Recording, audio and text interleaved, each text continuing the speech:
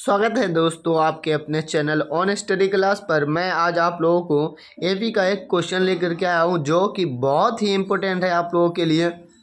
इस तरह के क्वेश्चन आपको ज़रूर आना चाहिए बनाने। फिर भी इस तरह के क्वेश्चन में बच्चे जो है दिक्कत कर लेते हैं, इसलिए मैं आप लोगों को बताने वाला हूँ इसको बहुत बारीकी से, तो आप इसको ध्यान से समझेंगे। जैसा कि आप लोग देख रहे हैं कि ये एपी में है। एपी क्या होता है? तो एपी क्या होता है, एक श्रेणी क्रम में होना चाहिए कोई भी चीज़। अगर श्रेणी में नहीं है तो ये सवाल नहीं बनने वाला। तो सबसे पहले आप देखेंगे कि जो श्रेणी है क्या उसका डिफरेंस कितना है, यानी कितना का वो अंतराल में चल रहा है, कितना स्टेप बढ़ रहा है आगे। तो आप देख पा रहे होंगे कि यहाँ पर 5 है, यहाँ पर 8 हो गया, सॉरी यहाँ पर 3 है, यहाँ पर 8 हो गया। इसका मतलब ये है कि 5 बढ़ा। तो हम अगला स्टेप भी देख लेते हैं, क्या 5 बढ़ रहा है? तो यहाँ पर 8 है, यहाँ पर 13 हो गया, तो समझ में आ गया कि 5 ही बढ़ रहा है। तो इसका जो पहला पद होता है उसको कहते हैं ए। क्या कहते हैं? ए कहते हैं। तो यहाँ पर ए का वैल्यू जो है 3 है, और जो आपका अंतराल होगा जो बढ़ रहा होगा या एक जो समान डिजिट है वो घट रहा होगा उसको कहते हैं डी। क्या कहते हैं? डी, जिसको हिंदी में सार्वंतर कहते हैं।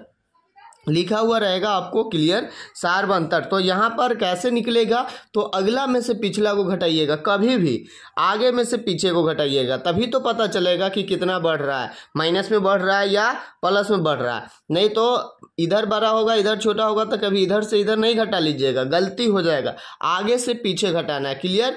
तो आगे कुछ भी हो, छोटा हो या बड़ा हो, उससे कोई फर्क नहीं पड़ता है, आपको आगे से पीछे ही घटाना है। तो डी आपको मैं बता चुका हूं कि कितना है, 5 है। ऐसे आप भी निकाल सकते हैं मन से ही। तो चलिए आगे बढ़ते हैं। तो यहाँ पर ए और डी निकल गया है। कहता है कि 15वां पद ज्ञात कीजिए। तो 15वां पद ज्ञात करने के लिए इसका मतलब एन जो है वो 15 दे दिया है, ठीक है। तो हमारे पास फॉर्मूला होता है ए 15 का कि आप ए में 14 को डी जोड़ दीजिए। और इसका जो डिटेल फॉर्मूला होता है वो होता है ए एन बराबर ए प्लस एन माइनस 1 डी। इसी का संक्षिप्त रूप है कि आपको जितना पद निकालना होगा उसमें से एक कम डी, और ये ए मिला करके कितना हो जाएगा, 15 को डी हो जाएगा, यानी 15वां पद पता चल जाएगा। बात समझ पा रहे हैं ना? जैसे कि इसमें 2 डी है तो 10 हुआ, ए वाला जोड़ दीजिए 13 हो जाएगा। तो इस तरह से आपको 15वां निकालना होगा तो 14 डी। अगर आप यहाँ पर फॉर्मूला में पुट भी करते हैं तो ए एन के जगह पर आप 15 रखिएगा, और ए के जगह पर जो है ए रहने देते हैं, और एन के जगह पर 15 के जगह पर क्या 15 रखिएगा, तो ए घट जाएगा तो 14 गुने डी। बात सही है? यानी कि इसका शॉर्ट है, आप इसमें भी रख सकते हैं, कोई दिक्कत नहीं है, वही 14 आएगा, ठीक।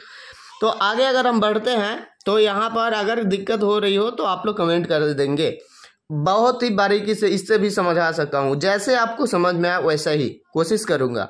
तो ए की जगह पर यहाँ पर हमारा है 3 और 14 का 14 है, और डी के जगह पर हम लाए हैं 5, क्लियर। तो हमारे पास जो आएगा वो 3 + 14 × 70 आ जाएगा, और 3 को जोड़ लेंगे तो हमारे पास 73 जो होगा वो क्या होगा, वो 15वां पद होगा, ठीक है। तो इस तरह के सवाल बहुत ही आसान से बनाया जा सकता है। आप लोग इस तरह के सवालों को अनदेखा ना कीजिए, इसको प्रैक्टिस में ज़रूर रखें, क्योंकि बोर्ड के एग्ज़ाम के लिए ऐसा क्वेश्चन बहुत अच्छा होता है जो बार बार पूछे जाते हैं। तो आप लोग अगर नहीं चाहते हैं अगर पढ़ना, तो आपके लिए जो बोर्ड लेवल का क्वेश्चन है उसको ज़रूर बनाते रहिएगा। हार्ड की तरफ दिमाग नहीं लगाइएगा, नहीं तो आपको नंबर कम आ सकता है।